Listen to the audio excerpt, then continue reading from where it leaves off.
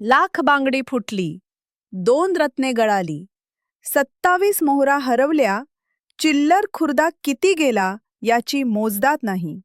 असे वर्णन ज्या युद्धाचे केले जाते ते म्हणजे पानिपत युद्ध. 14 जानेवारी 1761. पानिपतचे हे तिसरे युद्ध. मराठा सैनिक विरुद्ध अहमद शहा अब्दाली यांच्यात झालेला हा रणसंग्राम.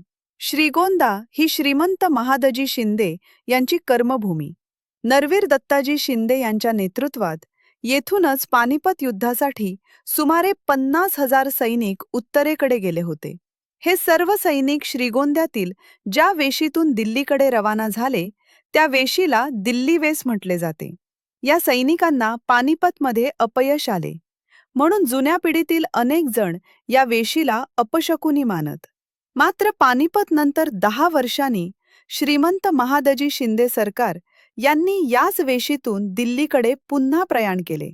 पानिपतचे अपयश धुवून टाकत दिल्लीचे तख्त आवाक्यात आणले. आलिजा बहाद्दर, वकीलुल मुतलक, राजाधिराज हा किताब स्वकर्तृत्वाने कमविला. धुरंधर मुत्सद्दी म्हणून दिल्लीच्या दरबारी त्यांची ओळख होती. उत्तर भारतात महादजी बाबा व मराठी सैन्याचा दबदबा निर्माण झाला. मराठ्यांच्या इतिहासातील हा सुवर्णकाळ म्हणता येईल. हा संदर्भ पाहता दिल्ली वेशीचा हा तथाकथित अपशकुनी समज शिवदुर्ग ट्रेकर्सचे सर्वेसर्वा श्री राजेश इंगळे सर यांनी पुसून टाकण्याचा निर्धार केला. मागील काही वर्षांपासून श्री इंगळे सर व त्यांचे सहकारी दरवर्षी 14 जानेवारीला पानिपतचे स्मरण हे पानिपत शौर्य दिन म्हणून करतात. श्रीमंत महादजी शिंदे यांनी या वेशीतून दिल्लीकडे कूच करून अटकेपार झेंडे रोवले व पानिपतचा बदला अहमद शहा अब्दालीच्या वारसाकडून घेतला. या संदर्भाने ही दिल्ली वेस अपशकुनी न मानता ती विजयाचे प्रतीक व प्रेरणादायी म्हणावी असा तर्क शिवदुर्ग मांडत आलेली आहे.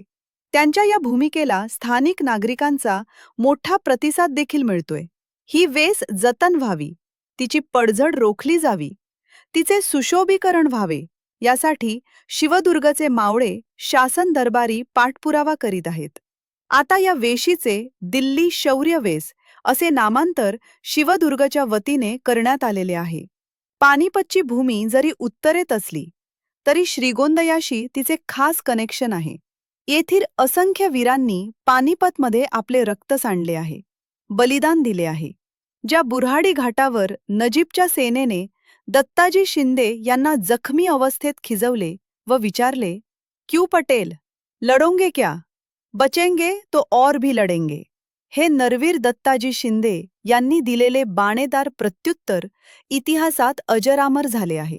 दत्ताजी शिंदे यांचे श्रीगोंद्यात दीर्घकाळ वास्तव्य होते याचा अभिमान तमाप श्रीगोंदेकर आजही मिरवताना दिसतात. येथील सैनिकांनी अब्दालीच्या फौजेचा सामना करताना दिलेले बलिदान कायम स्मरणात राहीलच.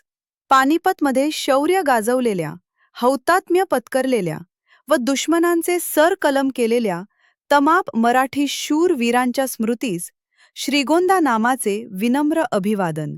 जय हिंद, जय महाराष्ट्र, जय शिंदे सरकार.